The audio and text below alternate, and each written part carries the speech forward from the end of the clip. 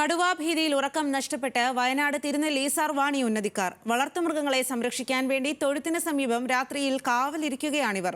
വളർത്തുമൃഗങ്ങൾക്ക് സുരക്ഷ ഒരുക്കാൻ വനം വകുപ്പ് നടപടി സ്വീകരിക്കണമെന്നാണ് ഇവരുടെ ആവശ്യം. തിരുനെല്ലി പഞ്ചായത്തിലെ 7-ാം വാർഡ് സർവാണി ഉന്നതിക്കാർ ഉറങ്ങിയിട്ട് ആഴ്ചകളായി. വൈകിട്ട് 7 മണിയോടെ പ്രദേശത്ത് കടുവയുടെ സാന്നിധ്യമുണ്ടാവും. ഒട്ടേറെ വളർത്തു നായ്ക്കളെ ഇതിനകം പിടികൂടി. ഇനി തങ്ങളുടെ വളർത്തുമൃഗങ്ങളെ കടുവ ആക്രമിക്കുമോ എന്ന ഭയപ്പാടിൽ ഉറക്കമൊഴിഞ്ഞ് കാവൽ നിൽക്കുകയാണ് പ്രദേശവാസികൾ. ക്ഷീര കർഷകർ കൂടുതലുള്ള ഇവിടെ നിരവധി കുടുംബങ്ങൾക്ക് വളർത്തുമൃഗങ്ങളുണ്ട്.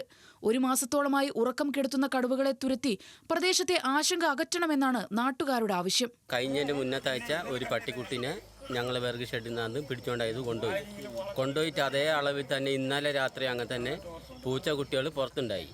2 പൂച്ചക്കുട്ടികളുണ്ടായി. ഐറ്റങ്ങളെ പിടിക്കാൻ വേണ്ടി വരുമ്പോഴാണ് ഇത് അമ്മാതിരി ചാട്ടം ചാടുന്നത്. അപ്പം നമ്മളെല്ലാവരും കൂടി അവിടെ തന്നെ ഇരുന്നപ്പോഴാണ് ഈ സാധനം ഓടി അങ്ങ് പോകുന്നത്. പിന്നെ 10 മിനിറ്റ് ആയിട്ടില്ല. അപ്പം അക്കരെ മാനിക്കൊല്ലി ഭാഗത്തുനിന്ന് ഒരെണ്ണം മൂളുന്നുണ്ട്.